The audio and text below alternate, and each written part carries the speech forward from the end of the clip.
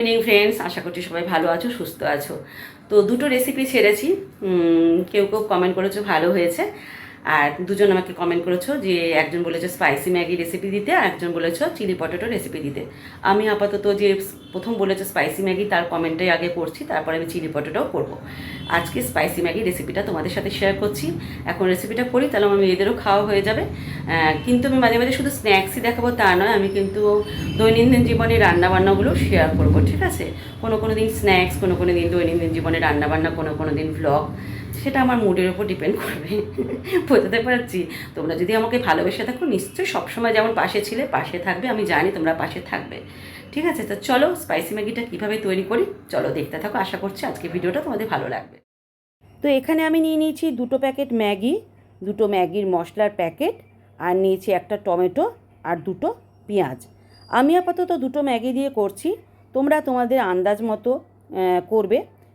তো চলো, এখানে এই 2 পেঁয়াজকে আগে ভালো করে ধুয়ে আমি কেটে নেব, টমেটোটাকে ভালো করে ধুয়ে কেটে নেব। তো পেঁয়াজ আমার ধোয়া হয়ে গেছে, পেঁয়াজগুলোকে ভালো করে ধুয়ে আগে কেটে নেব। খোসা ছাড়িয়ে নিতে হবে, আগে ভালো করে ধুয়ে নেবে, সব কিছুই বাজার থেকে আনলে আগে ধুয়ে নিতে হয়। ধুয়ে নিয়ে তারপর কিন্তু কাটাকুটি করতে হয়।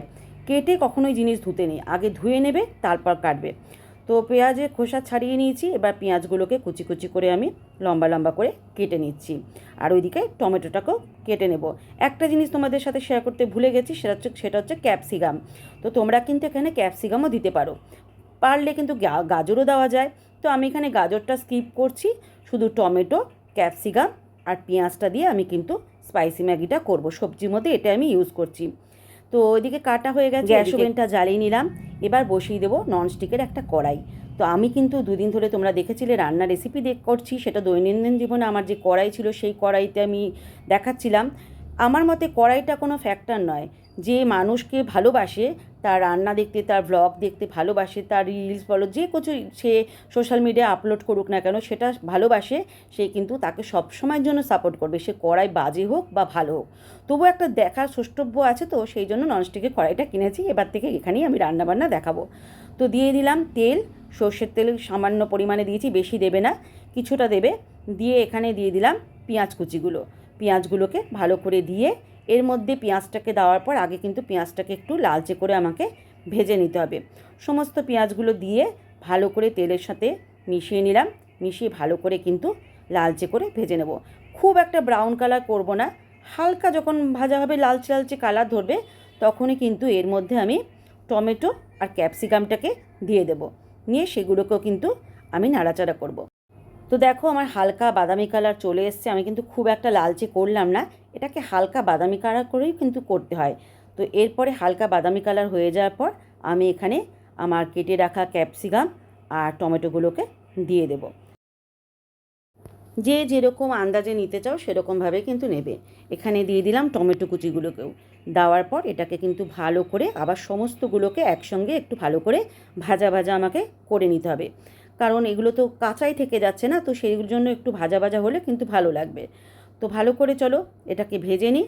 একটু হালকা করে ভেজে নেওয়ার পর এখানে আমাকে কিছু মশলা অ্যাড করতে হবে। তো দেখো মোটামুটি কিন্তু ভাজা ডান। এবার আমি দিয়ে দিলাম এখানে পরিমাণ মতো নুন, আর দেব লঙ্কার গুঁড়ো, ঝালটা যে যার আন্দাজ মতো দেবে, আর দিয়ে দিলাম হলুদের গুঁড়ো। মশলা কিন্তু জাস্ট এটাই লাগবে, আর কিছু বিশেষ মশলা লাগবে না। এখানে দিয়ে দিলাম দেখো লঙ্কার গুঁড়ো। দেওয়ার পর আমাকে কিন্তু গ্রেভিটাকে সম্পূর্ণভাবে ভালো করে নাড়াচাড়া করতে হবে, মশলাটাকে ভাজতে হবে, কারণ মশলার তো একটা কাঁচা গন্ধ থাকে। যতক্ষণ না মশলার কাঁচা গন্ধটা চলে যাচ্ছে ততক্ষণ কিন্তু ভালো করে মশলাটাকে এই গ্রেভির সাথে, সবজির সাথে কিন্তু ভালো করে নাড়িয়ে যেতে হবে।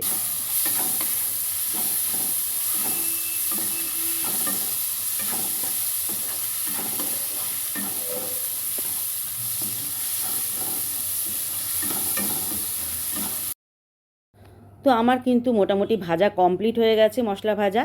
এর মধ্যে আমি দিয়ে দিলাম পরিমাণ মতো জল। জল দেওয়ার পর এর মধ্যে দিয়ে দেব 2 প্যাকেট ম্যাগি মশলা। তো এখানে 2 প্যাকেটই ম্যাগি মশলা আমি দিচ্ছি, যেহেতু 2 প্যাকেট ম্যাগি করছি তাই 2 প্যাকেট ম্যাগি মশলা কিন্তু আমাকে দিতে হবে। তো দেওয়ার পর এটাকে ভালো করে একটুখানি ফুটিয়ে নেব।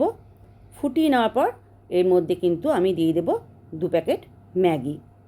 তো দেখো ভালো করে আমি মিশিয়ে নিলাম ম্যাগি মশলাগুলোকে জলের সাথে। এরপরে আমি দিয়ে দিচ্ছি এখানে 2 প্যাকেট ম্যাগি। এবার আমি এটাকে কিছুক্ষণের জন্য ঢাকা চাপা দিয়ে দেবো, বেশিক্ষণ না, 2-3 মিনিট ঢাকা চাপা দিয়ে রাখবে। তারপর একটা দিক ফুটে গেলেই কিন্তু আরেকটা দিক উল্টে দিতে হবে। তো দেখো আমার একটা দিক ফুটে গেছে প্রায়। এরপরে আমি এটাকে উল্টে দিচ্ছি, উল্টে দিয়ে ওই দিকটাও পিঠটা হতে দেবো, তাহলে কিন্তু ম্যাগিগুলো ভালো মতো সেদ্ধ হবে। দেখো কালারটাও কিন্তু বেশ সুন্দর এসছে, আর খেতেও কিন্তু খুবই সুন্দর হয়। তোমরা এইভাবে একবার ট্রাই করে দেখো, আশা করছি তোমাদের ভালো লাগবে স্পাইসি ম্যাগিটা খেতে। তো ভালো করে নাড়াচাড়া করে নিচ্ছি, সমস্ত মশলার সাথে গ্রেভির সাথে এই ম্যাগিগুলোকে মিশিয়ে নিলাম। একটু সেদ্ধ হতে দেবো, আবার কিছুক্ষণের জন্য ঢাকা চাপা দিয়ে দিলাম। দেখো মোটামুটি কিন্তু আমার সেদ্ধ হয়ে গেছে। এরপর আমি এখানে কিছু সস ইউজ করব। তার আগে এটাকে আমি ভালো করে আবারও মিক্সড করে নিচ্ছি।